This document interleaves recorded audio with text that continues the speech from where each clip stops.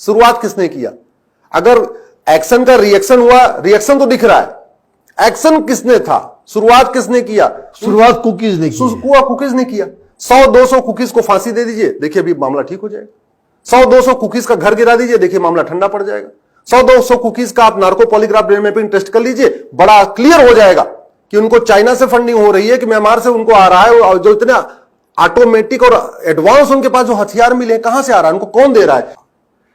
Court का order तो एक बहाना था, एक्चुअल में मणिपुर को जलाना था। ओके, 100% जलाना क्यों था?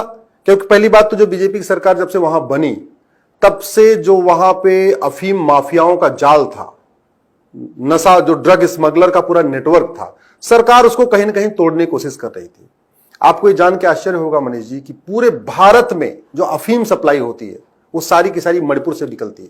माय गॉड, पूरा वहां पे पूरा जो कुकी आतंकवादी हैं वो पूरा का पूरा उन्होंने हाईजैक कर रखा है। वो पहाड़ के पहाड़, पूरी पहाड़ियों पे वहां पे अफीम की खेती होती है और वहीं से पूरे देश के युवाओं को बर्बाद किया जाता है। स्कूल में उनका नेटवर्क है, कॉलेजेस में नेटवर्क है। अब तो छोटे छोटे इवन 10वीं 12वीं के स्कूलों में कई बार अफीम पकड़ी जा चुकी है। राइट, ये उनकी सिचुएशन है।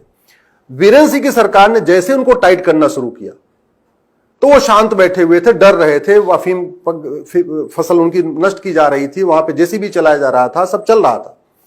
कोर्ट का ऑर्डर आया, इस बीच में पूरा एक तरीके से आप कह सकते हैं कि फॉरेन नेटवर्क, भारत का political network, so called secular liberal का नेटवर्क पूरा इकट्ठा हुआ और मणिपुर को जलाना शुरू कर दिया। और ये वीरेंद्र सिंह के बारे में कहा जा रहा है कि उस सरकार ने करीब 1600 करोड़ रुपए के नारकोटिक्स को जो है तबाह किया था।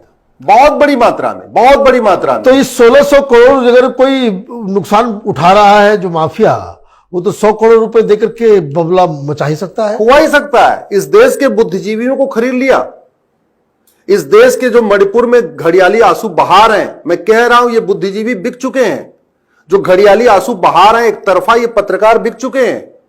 बहुत सारे वहां पे जो लेखक जो इस तरीके के कुकी को एक तरीके से साइड कवर दे रहे हैं, वो बिक चुके हैं। वहां तो मैथिक को विलन बनाने में सारा मीडिया जुड़ा हुआ है। पूरा का पूरा, ये मैं कह रहा हूं कि ये सारा फॉरेन फंडेड एनजीओ का जो नेटवर्क है, फॉरेन फंडेड बुद्धिजीवियों का जो नेटवर्क है, बहुत सारे उसमें जो फॉरेन फंडेड अवार्डी लोग हैं उनका नेटवर्क है।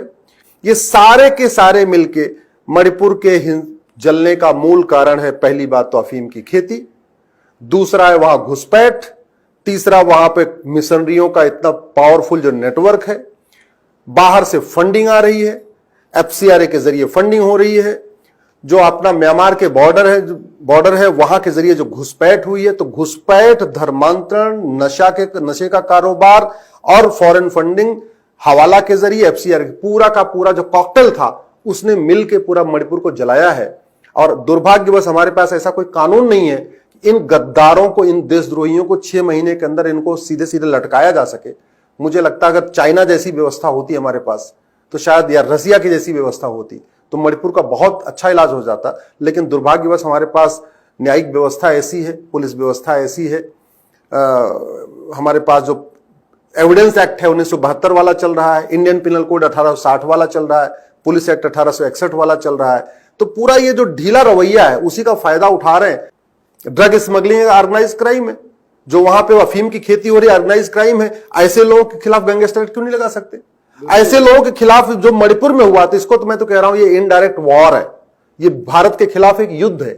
तो मणिपुर में जो भारत के खिलाफ युद्ध हुआ उसके लिए हमारे पास एक प्रोविजन है इंडियन पिनल कोड में, सेक्शन 121, वेज वॉर कहते हैं। उसमें फांसी तक की सजा है, लगाना चाहिए और कोर्ट को बोलना चाहिए लगाओ इनके खिलाफ वेज वॉर लगाओ। इन्होंने पूरे मणिपुर को जलाया है, मणिपुर में हिंसा फैलाई है। अल्टीमेटली इग्निशन पॉइंट कौन है? शुरुआत किसने किया मणिपुर को जलाने की? शुरुआत किसने किया? अगर एक्शन का रिएक्शन हुआ, रिएक्शन तो दिख रहा है, एक्शन किसने था? शुरुआत किसने किया? शुरुआत कुकीज ने की। कुकीज ने किया। 100-200 कुकीज को फांसी दे दीजिए, देखिए अभी मामला ठीक हो जाएगा। 100-200 कुकीज का घर गिरा दीजिए, देखिए मामला ठंडा पड़ जाएगा।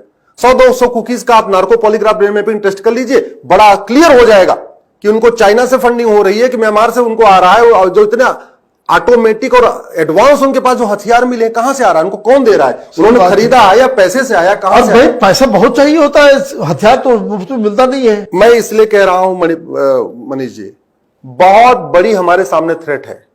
हम आजादी की 75वीं वर्षगांठ मना रहे हैं, मुझे तो 2047 बड़ा गंभीर दिख रहा है।